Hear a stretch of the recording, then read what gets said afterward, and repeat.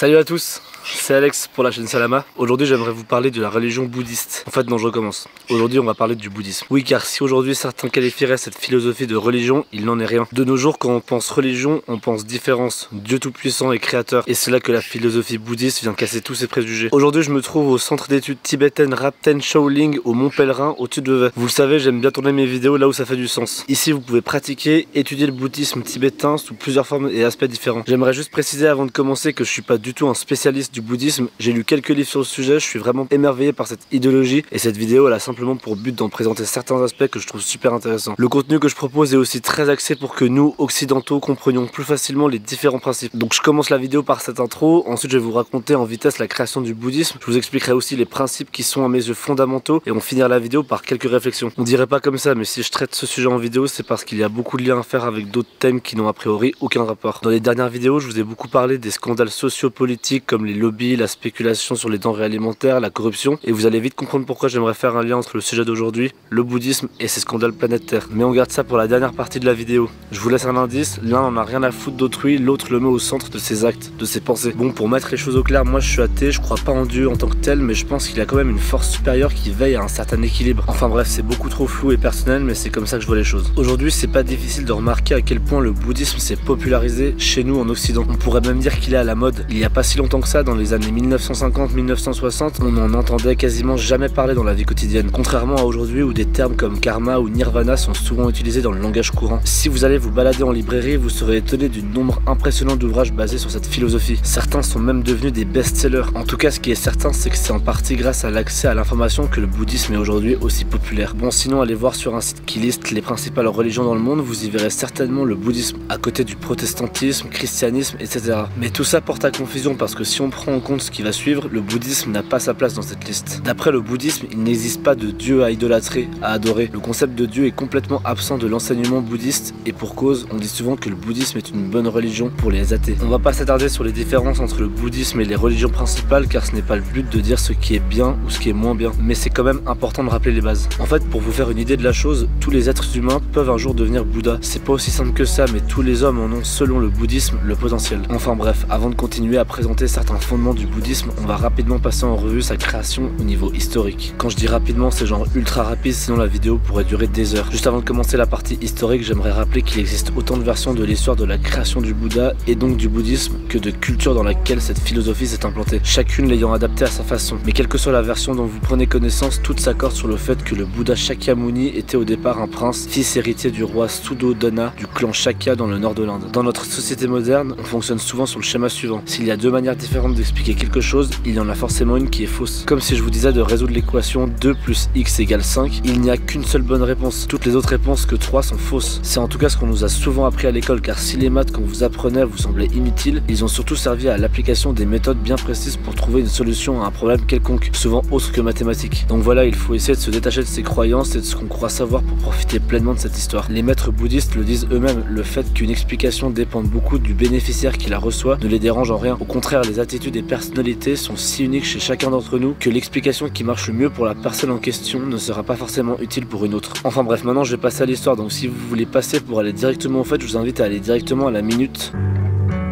Le Bouddha Shakyamuni, fondateur du bouddhisme, a vécu, on le pense, de 563 à 483 avant Jésus-Christ. À l'époque, il est né au nord de l'Inde, aujourd'hui dans l'actuel Népal. Le prince Siddhartha, futur Bouddha, serait venu au monde d'une manière un peu particulière. La reine Maya, femme du roi Shuddhodana, serait tombée enceinte à la suite d'un rêve dans lequel un éléphant blanc à 6 défenses se serait dissous dans son corps. Les sages de la cour ont alors interprété ça comme un signe que la reine serait enceinte d'un enfant exceptionnel. Vous l'aurez compris, les sages avaient vu juste. À la naissance du jeune prince, son père décida de le nommer Siddhartha, qui signifie celui par lequel toute belle chose est accomplie.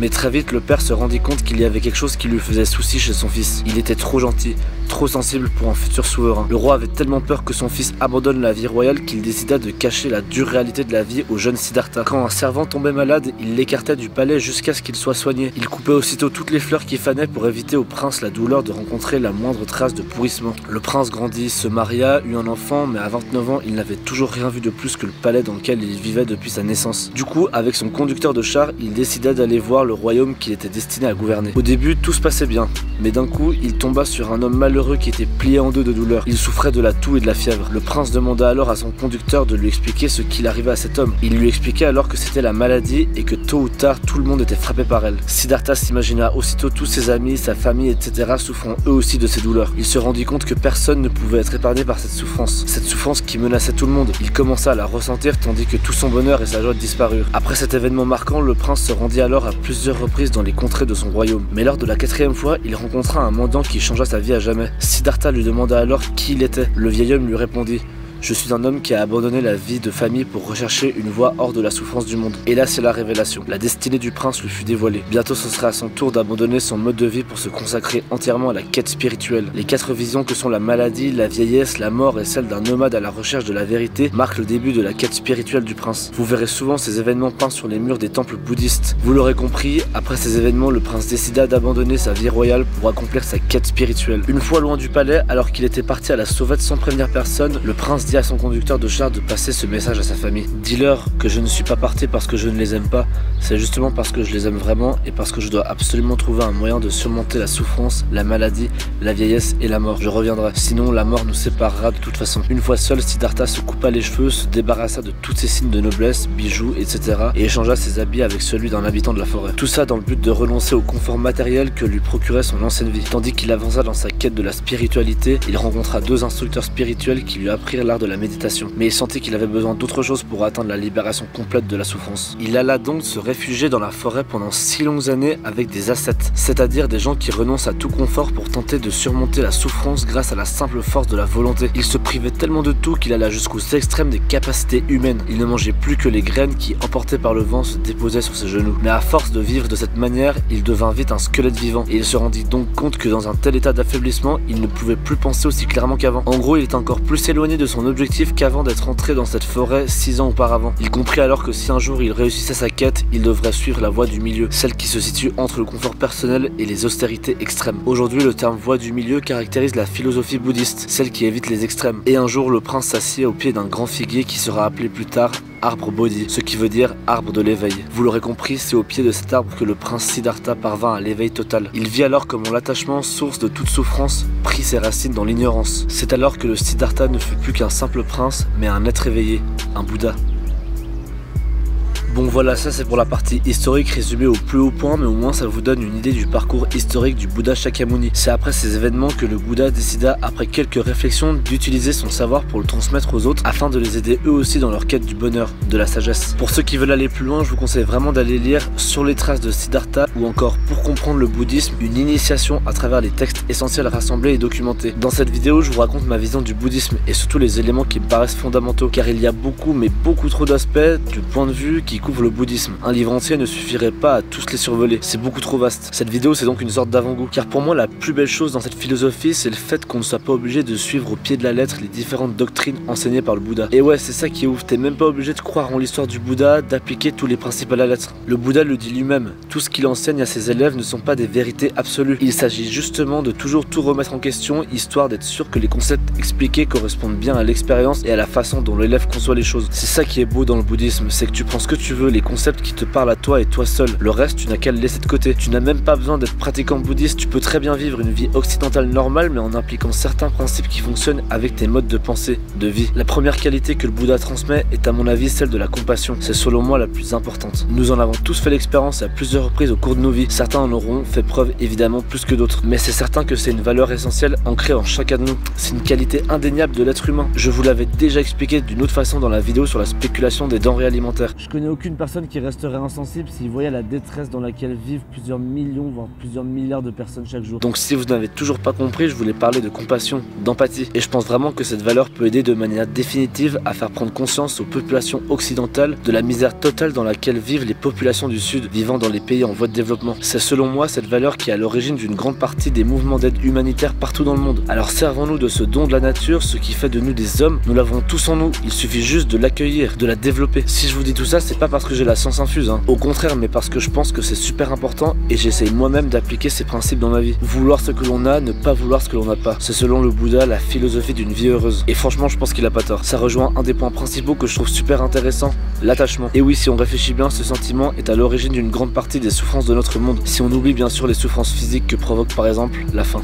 La seule chose constante dans la vie, c'est le changement. Je trouve cette phrase magnifique et tellement vraie. Tout au long de notre vie, que vous le vouliez ou non, il y a eu des changements. Quand on y pense bien, c'est vrai que votre attachement pour certaines choses vous a procuré un mal-être. Comme cette fois où vous avez perdu ou vous vous êtes fait voler votre téléphone portable. Vous vous sentez mal, démuni, voire même violé. Mais c'est votre esprit qui vous met dans cet état-là. C'est une illusion que vous pouvez chasser car au final, il y a des choses bien plus graves. Je pense vraiment que cette façon de voir les choses peut chasser énormément de mauvaises pensées dans nos vies. Et donc vous apporter du bonheur en masse.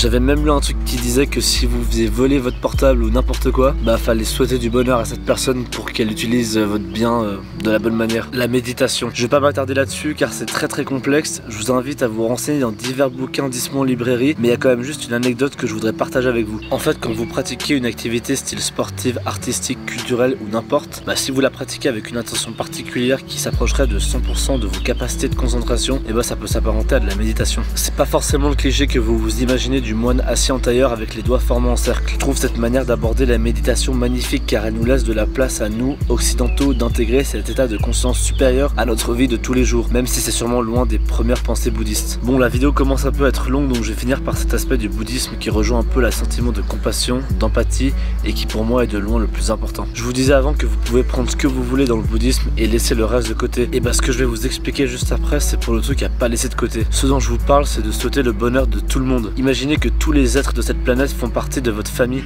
qu'ils sont vos frères, vos sœurs. Nous sommes tous des humains, alors souhaitons le meilleur pour tous. J'imagine que vous vous attendez à une justification par rapport à ces paroles, mais il n'y en a pour moi aucune. Il n'y a pas de temps, de moment pour souhaiter le bonheur d'autrui. C'est partout, tout le temps. Et c'est là où je voulais en venir quand au début de la vidéo, je vous parlais du lien entre les derniers thèmes que j'ai traités et le bouddhisme. Si tous les acteurs de ces scandales planétaires ne prendraient ne serait-ce que cette infime partie du bouddhisme, qu'est le soi du bonheur d'autrui, ils réfléchiraient à 2 fois avant de mener un pays politiquement instable à sa perte. Ils réfléchiraient à 2 fois avant de tuer, torturer des populations entières. Il réfléchirait à 2 fois avant d'annoncer publiquement que la cigarette n'est pas addictive, qu'elle ne tue pas. Il réfléchirait à 2 fois avant de jouer avec le prix des aliments de base et donc avec la vie de plusieurs millions d'êtres humains. Enfin bref, vous avez compris ce que j'avais envie de faire passer comme message. C'est ça pour moi la vraie conclusion de cette vidéo. Certains diront peut-être que tout ça relève de l'utopie, que je suis un rêveur, mais perso je suis persuadé qu'on peut mêler de telles pensées aux problèmes du monde moderne pour en créer un meilleur. Il s'agit de penser aux autres et d'arrêter de se plaindre. Surtout nous ici en Suisse où nous vivons dans ce que j'appelle souvent une bulle protectrice, complètement hermétique à la réalité du monde dans lequel nous vivons. Quand j'entends des gens sur les réseaux qui disent qu'il faut d'abord qu'on s'occupe des Suisses avant de s'occuper des réfugiés, je me demande alors si ces gens sont au courant du chemin qu'ils ont parcouru pour arriver jusqu'ici. Ce qu'ils ont enduré est inhumain. Nous, occidentaux, n'aurions probablement pas survécu à un dixième de ce qu'ils ont vécu. Alors s'il vous plaît, arrêtez de vous plaindre quand d'autres vivent l'invivable. Nous avons des problèmes, je vous l'accorde, mais ils ne sont en rien existentiels quand on y pense vraiment. Une de mes prochaines vidéos portera sur le chemin d'un migrant arrivant jusqu'à chez nous, histoire que les gens prennent conscience du chemin parcouru par ces hommes